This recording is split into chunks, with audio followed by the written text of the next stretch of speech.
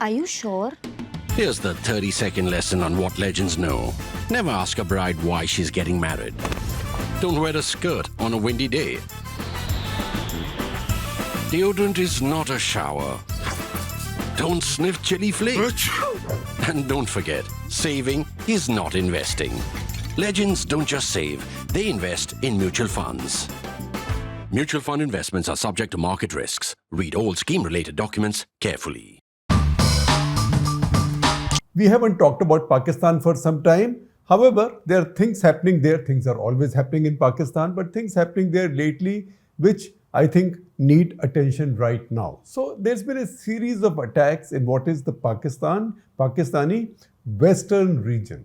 Western region, mainly Khyber Pakhtunkhwa and then Balochistan. These are Pakistan's restive regions.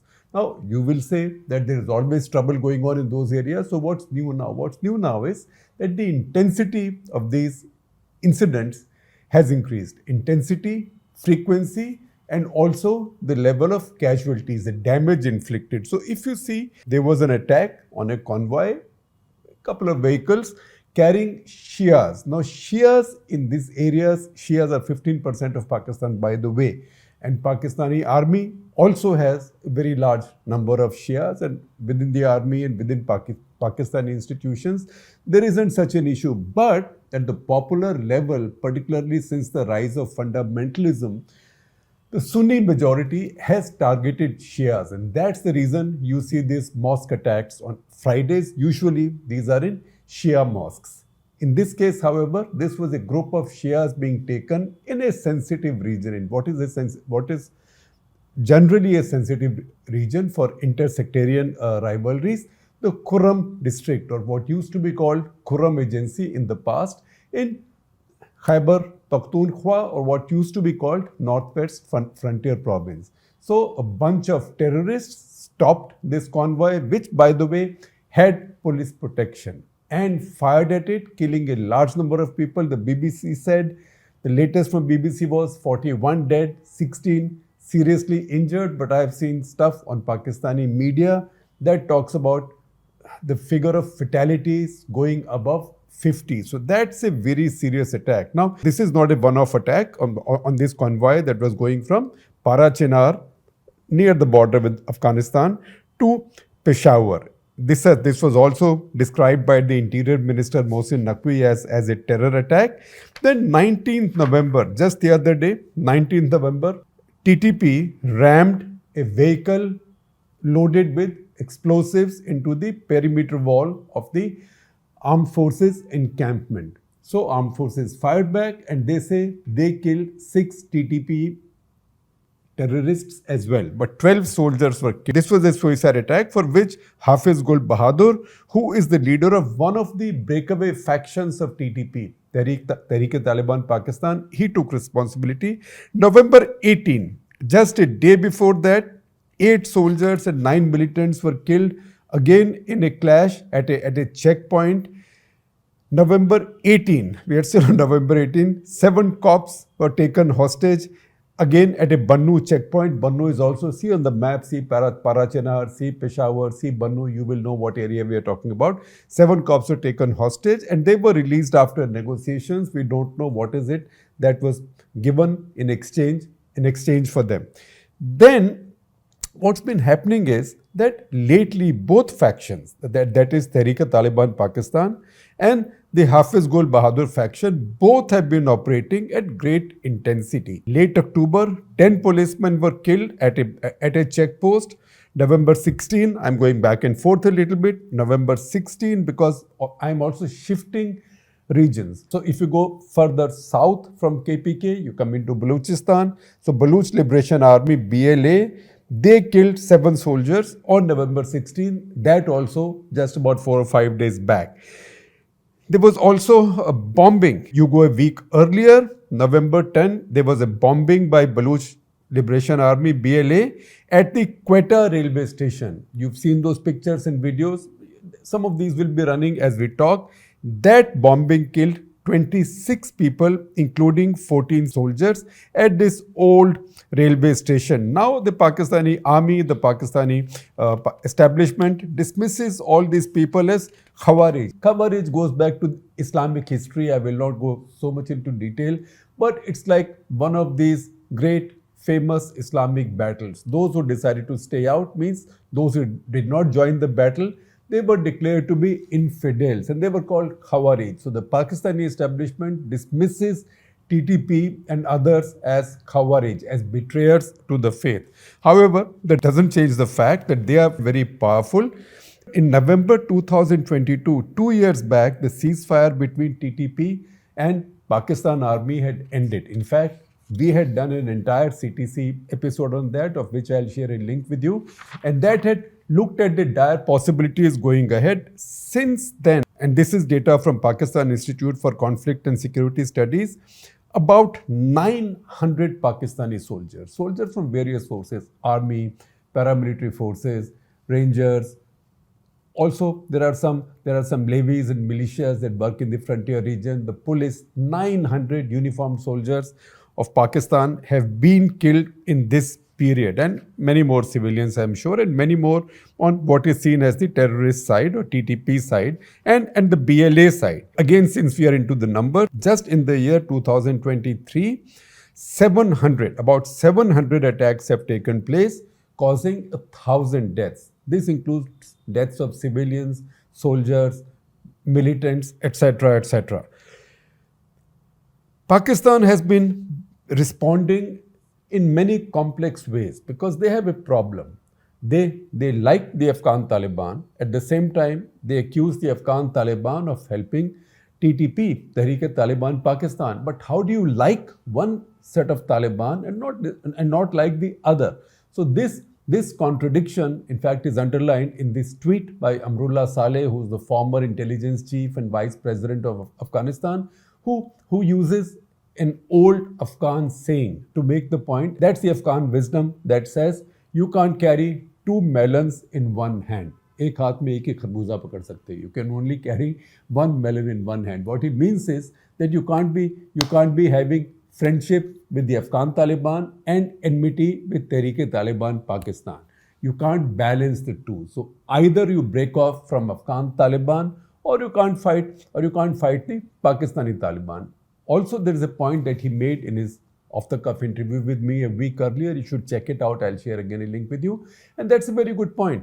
That what do the Taliban want in Afghanistan? They want Sharia law. So how come Pakistan is happy with the Taliban regime in Afghanistan? In fact, they helped them come to power and they are happy with them enforcing the Sharia in Afghanistan, but they don't want to concede TTP's demand to enforce the Sharia, at least in Khyber Pakhtunkhwa, if preferably from their point of view, not in all of Pakistan. So all of that's causing a big problem. For the Taliban, it's also politics, because for the Taliban, one, the Pakistanis have been pushing back the Afghan refugees, 5 lakhs last year, 8 lakhs is the plan for this year. That's causing instability in Afghanistan. That's also increasing the anti-Pakistan sentiment. And Taliban, who are themselves struggling for legitimacy and more, and who now might also worry that Trump is coming back. So the mollycoddling they got from Biden may not be available now. They also don't want to put down this anti-Pak sentiment because this suits them politically, because at the end of the day, it's always politics. Pakistan, in fact, has now started using the expression cross-border terrorism for this. Pakistan's Defense Minister Khwaja Asif, such as he is, he used this expression. Now, I know cross-border terrorism, there is a touch of irony because until now, India used to be using that expression all the time. Now the Pakistanis are using it, and this takes us back to that old idea of rearing snakes in your front yard and backyard. I don't have to repeat that. Now, this is causing Pakistan some real problems. For example, there is tension with CPEC, China-Pakistan Economic Corridor, because too many times Chinese officials, Chinese engineers, Chinese teams have been attacked. And this led to something really unusual. Jiang Zhaidong, a Chinese ambassador, speaking on 30th October. All of this has happened in the last few weeks. On 30th October at China at 75 conference. He said, and I quote from what he said, "It is very unacceptable for us to be attacked twice in 6 months, and these attacks have also caused casualties." And then he went on to say that the Chinese expect stronger security measures for Chinese citizens, institutions and projects. In fact, this is a rare occasion when the Pakistani Foreign Ministry responded to this, because they saw it as an interference in their own sovereignty. And the Pakistani spokesperson, that is Mumtaz Zahra Baloch, she said it does not reflect our diplomatic tradition between Beijing and Islamabad. These statements, Pakistan is fully aware of this, and we've been sharing information on our investigations with our Chinese partners. However, I'll take you back to what the Chinese ambassador said, Jiang Zhaidong. He said, without safe and sound environment, nothing can be achieved. And now, not to take anything lightly, the Chinese are bringing their own security for their people. And now the funny thing is, how is the Pakistani state responding to it? You would have thought that the Pakistani state would either try to make peace with TTP or try to make peace with Afghan Taliban or go to war with Afghan Taliban, because there are Pakistani columnists and experts who've been saying that unless Pakistan inflicts pain on the Afghan Taliban, nothing will happen. So I will share with you an article written on March 18, in fact, by Ejaz Haider, who's a very well-known Pakistani expert and columnist, who recommended this, that Pakistan must inflict pain on Afghanistan. And he noted that Pakistan has acknowledged that they have carried out attacks in Khost and Paktika. That had also drawn a very sharp response from the Afghan Taliban. And if anything, that had hardened attitudes on their side. In the course of time, the Afghan Taliban, instead of cooperating with the Pakistanis, have actually released 2,000 of the Pakistani Taliban that they had in their custody. That's how bad this relationship is. However, people who are skeptical on the Afghan side, people like Amrullah Saleh, they say that all this is happening, but deeper down, the strategic relationship between the Pakistani establishment and the Afghan Taliban remains, because the Pakistanis have too much invested with Afghan Taliban. Now, the irony of ironies is that the Pakistani establishment, because Pakistani establishment is now mostly the army, because they've got a government which is not popular. The leader who's popular is in jail. The leader who's popular, he and his party were not allowed to contest elections. In the meanwhile, Pakistani establishment has driven constitutional amendments. They've just been railroaded, which have undermined the power of the judiciary, which have given the army chief and top generals endless extensions, endless tenures, and increasingly General Asim Munir, who is the chief of army staff, is becoming the spokesman for all of Pakistan. So far, there was the pretense of being behind the scenes or leading from behind. Increasingly now, that pretense is breaking, because he's talking about inflation rates being in control. He's talking about the currency. He's talking about economic changes. And most interestingly, and for the people of Pakistan, in some ways, most significantly, he's now talking about social media campaigns against the military and degradation of moral values caused by what he calls as unfettered freedom of speech. So what happens with military kind of establishments, militaristic establishments, when they come under pressure, the first thing they attack is freedom of speech. So he says there is too much unfettered freedom of speech. So people say anything on social media, on basic mainstream media, they can control, but social media is a more wild animal. We can't control it. So what have they done? First of all, they banned Twitter, or what is called X now. Elon Musk, I'm sure, is taking note. They banned it because they said too much poison is being spread through it, too much subversion is coming from it. One of the reasons is that Imran Khan and his supporters have been using Twitter, I struggle to say X, to spread their message. Imran Khan, by the way, has more than 2 crore followers on Twitter, even from jail, and he's kept it going.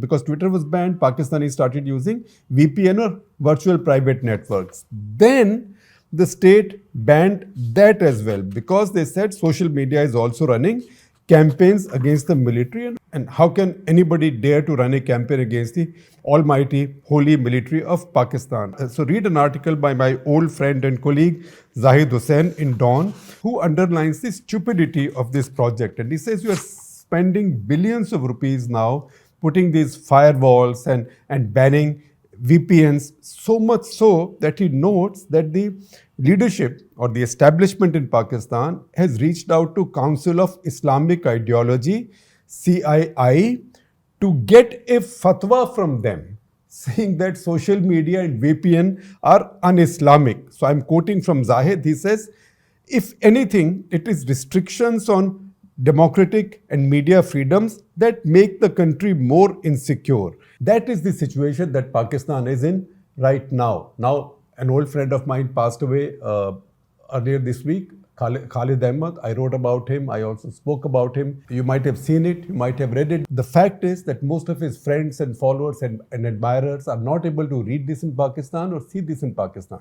So many of them have been cutting it, taking screenshots and emailing it. So what happens is, once you clamp down on information, information will find its way to get there. Nobody except the Kim dynasty of North Korea. Nobody can shut off their country from the rest of the world. And this is having other consequences. I will share with you a story from The Economist that this kind of blanket internet bans will also kill Pakistan's fledgling internet industry, which is creating some jobs, at least some outsourcing industry. So that will also go away. That is the kind of situation that is the kind of juncture Pakistan is passing through right now. But the central problem there is the falling credibility, if anything remained already, of the government in power, and increasingly the process or the phenomenon of the army running it from behind.